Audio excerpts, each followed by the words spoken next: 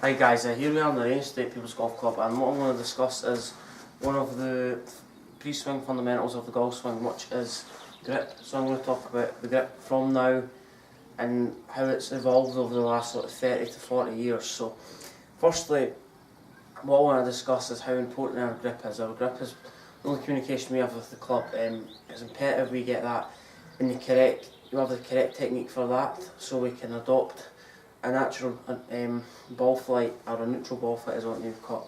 So this is the 70s to the 80s method of when Johnny Miller, all the top players were playing, or even slightly earlier than that, Jack Nicklaus, Tom Watson, Hale Irwin, all the great players. But what they had, a style that was completely different. So from now until then, what the techniques changed drastically. So they get in. So back in the day, as if you want to call it, what they would do is when they address the ball. So naturally their hands, the palms are moved in the way.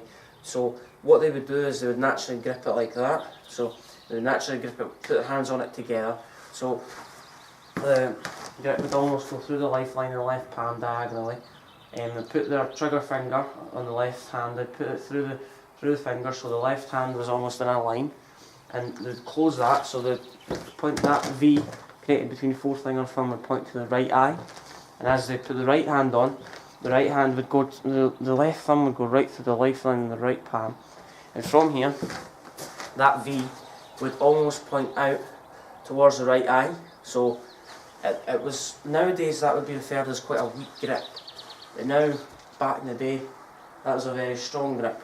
So we need to get into terms with how it's evolved and how we can change it slightly. So what happened is the V pointed to the right eye, and as they would come down into impact, their wrist hinge was completely different. So if you change your grip, your wrists will hinge completely different. So when our wrists were hinging, so we get into this position, our wrists were straight, our elbows were on a straight line, and from here it was quite a neutral ball flight. So from here, our wrist hinge, when we came back down, so our wrist hinge was quite a weak grip. So come back down on the camera, let's pretend the camera is the target.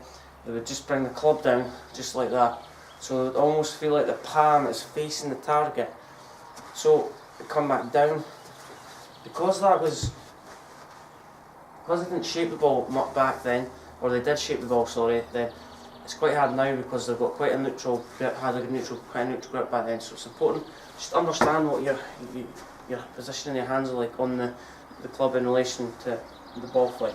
So the second thing I'm going to talk about is how the grip's evolved in the last sort of 10 to 15 years. So they would get their grip naturally, so they would take their hands on the grip, they would bring their hands on. So this time what I want to strive for is maybe 2 or 3 knuckles. So Johnny Miller used to say that the grips have changed a lot just because of the position of the hands. The grips have got slightly thinner, so that means that the hands are going to be pushed more down to the right. So they'd almost be, if they come into this position, that V would point towards almost the right eye or outside the right eye, so it's slightly stronger than normal.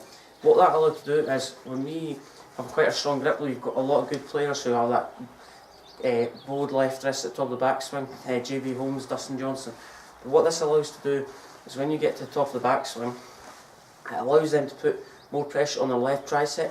So when they put more pressure on the left tricep, that pulls the left side down into the golf ball. So when they pull the left side down into the golf ball, this helps them almost drive the left side through quicker. It increases arm speed because there's a free passage for the arms to move more efficiently, and it'll stop the ball from going right. So you see a lot of good players that get to the top of the backswing where there's this cupped, bowed left wrist. So you would think if I was in that position, the club face goes point to the sky, so I come back down, I'm just going to hook it from there. But what they do is they add shaftling to get the club going square to the target. So they flat left wrist, come back down, create so much lag and shaftling in the wrists and left forearm and club shaft, come back down. Club face is square to the target.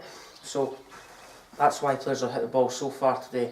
So it's understanding your grip and how you, so if you want to go long, try the strong grip. So if you struggle with your distances, or you did back then compared to now, technology's evolved a lot, But what a lot of players are doing is they're making a 4-iron and a 3-iron by de-lofting it. So when you have quite a close club face, that de-lofts it, decreases the loft as you come back down, shaft leaning forward, and they're decreasing the loft on it slightly.